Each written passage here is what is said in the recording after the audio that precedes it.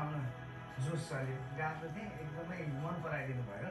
अनि यहाँ पर एकजना सर हुनुहुन्छ, उहाँले मलाई बिर्तामोड सनलाइट म्युजिक स्कुलमा लगेर जोइन गराउनु भयो।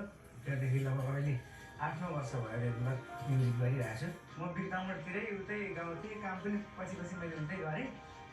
अनि खासै यहाँको थाहा छैन कस्तो रुचाउनुहुन्छ भनेर, अलिक पूर्वेली गीतहरू रुचाउनुहुन्छ यहाँको मान्छेहरूले। यसले त अब जमानादेखि पहिलेदेखि अब पढ्न भाइ पढ भनेको होइन, अहिले गीत गाउँदै हिँड्थ्यो। पढ्नेमा फेरि डब्ल्याएन भन्दा पनि मानेन। अनि यतापट्टि ध्यान त बुवा उसको पहिलेदेखि नै। त्यति बेला साथीभाइहरूको बिहेहरू पनि हुँदाखेरि लौकामा माइक बनाएर पनि बजाएर गाएर होइन। सिक्न छोडिनँ, निरन्तरता जारी नै रह्यो, सिकिराखेँ। सिक्दा मैले यहीँ झापाले 4 वर्ष सिकेँ।